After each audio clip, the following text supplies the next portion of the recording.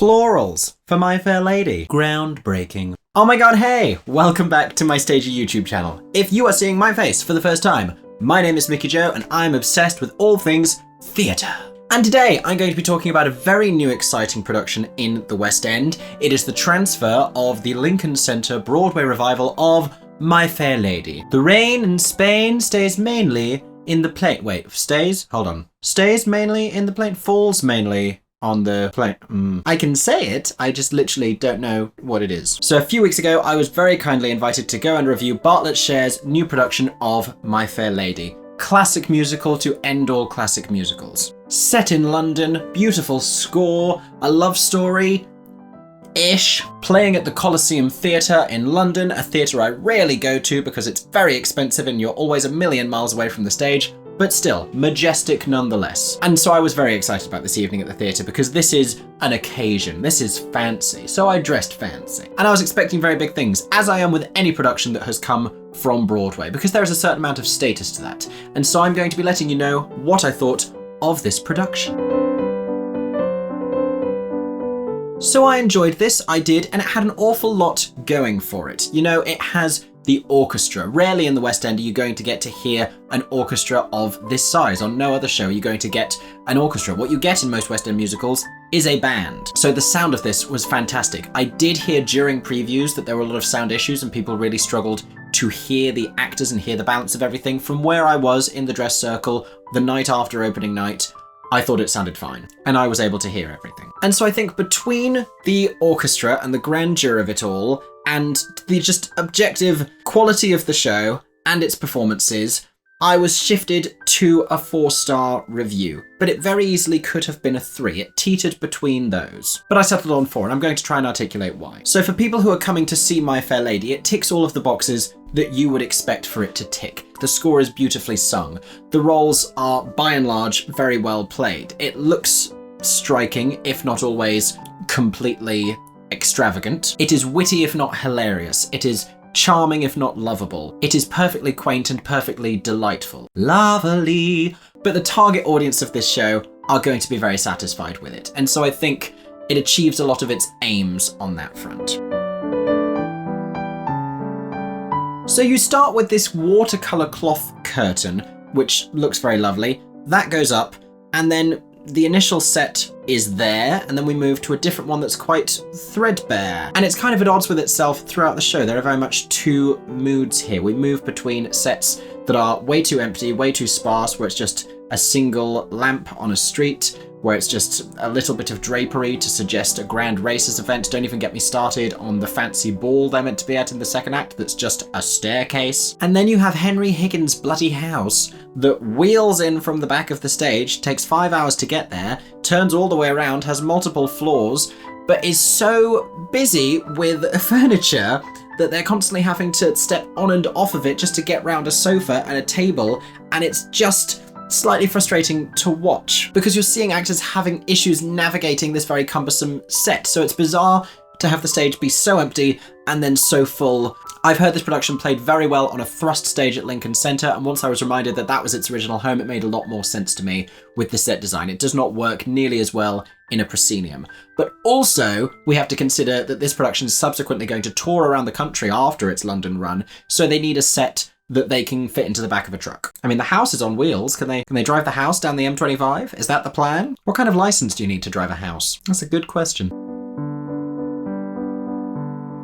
So I have nothing but lavish praise for Amara, who plays Eliza Doolittle. And I'd seen her previously in Spring Awakening, and I don't know that I enjoyed her as much in Spring Awakening. I think she makes much more sense in a classic role. She just understands the vibe. She gets the assignment, as the kids would say. There is very much a style to these classic shows and a way to bring out a modern humour while still uplifting that, and that is exactly what she did. Vocally, she was sublime. Her acting choices were fantastic. She was hilarious throughout, but so genuine, because Eliza Doolittle is not trying to be funny. She is not a comedy character, but she is hilarious while endearing. We have to fall in love with her and root for her and find her funny, but also root for the change. It's a really, really interesting paradigm. And Amara makes that completely easy for an audience, especially into the second act, especially when we get into her singing Show Me and her singing whatever angry song she sings to Henry Higgins. Without You? Is it called Without You, but not the one from Rent? I'm pretty sure it's called Without You. Those moments are really fantastic when she's blossomed into this confident young woman and she's making her own choices and she's having a go at the various ridiculous men orbiting her. She earns tremendous applause. She lands every line that she needs to. It's really a star-making performance. If she was already on the rise for her performances in Les Mis and Oklahoma, this is the one that's really made audiences sit up and take note that she is going places. And she had enormous shoes to fill. I think any role that's ever been associated with Julie Andrews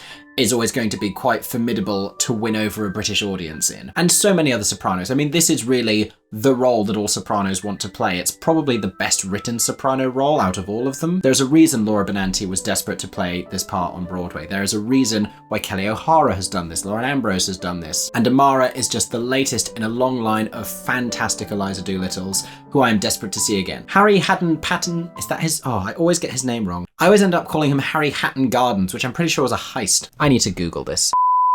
Haden-Patton. Haden-Patton, that's a silly name. If you're someone called Haddon and you're someone called Peyton and you marry, just simply don't double barrel because that's needlessly confusing. Harry Haden-Patton is great as Henry Higgins. You know, he's a really confident part of this show. I've seen a lot of talk about an age gap between the two of them, and yes, it's bigger than it was on Broadway, but it's still less than we had in the film, in the original production with old man Rex Harrison, who was great in the role, don't get me wrong. And admittedly, sensibilities have changed and audiences aren't as used to a giant age gap as they were in the past. But I find that interesting in this production because it's not an obvious romance. In many ways, it feels quite one-sided. You know, she warms to him because of this almost Stockholm Syndrome-esque relationship that they've had.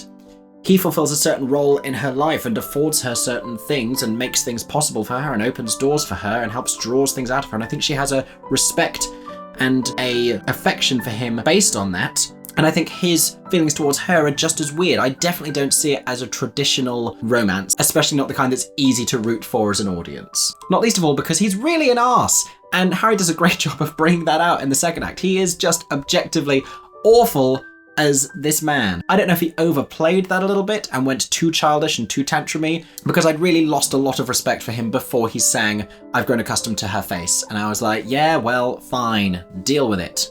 Be accustomed, go away. I was also incredibly impressed with Vanessa Redgrave. Now, she is a legend on the stage. She needs a little bit of help coming on or off, but she is really hilarious. I enjoyed so many of her moments. She doesn't have that much to do in the show, but she lands every moment that she has. The one I struggled with the most was Stephen K. Amos as Alfred P. Doolittle.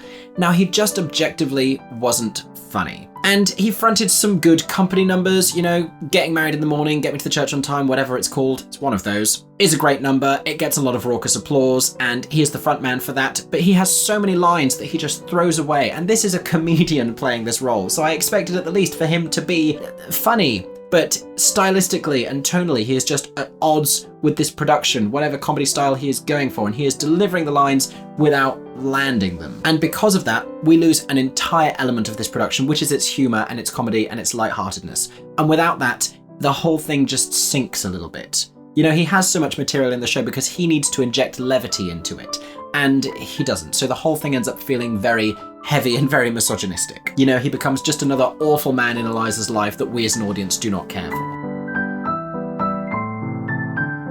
I think many people in that audience would say that Get Me to the Church on Time was a highlight moment of the show. It got a very big response. For me, it was Amara's songs I've already mentioned in the second act. It was Show Me when she's lambasting Freddie. It was Without You when she's having a go at Harry as Henry Higgins. I was ready for her I Could Have Danced All Night to Set Me on Fire. And I had forgotten in this show structurally, it's very odd to me. You go so long without a song. You know The Rain in Spain is coming because they're having this montage through time and they're working through all these exercises and you're desperate for her to make the breakthrough and you're willing her to finally start talking properly. And then finally you have The Rain in Spain, like, oh, thank God there was a song. I've been waiting so long. And then we immediately have I Could Have Danced All Night. In my head, there was more of a gap between those two songs. Like, I almost got whiplash reacting to how quickly I Could Have Danced All Night happened. And I just felt that the very end of I Could Have Danced All Night, I know it's the night after press night, perhaps she gave it more welly the previous night, it felt a little bit underpowered to me. I always want big, big things on that last note.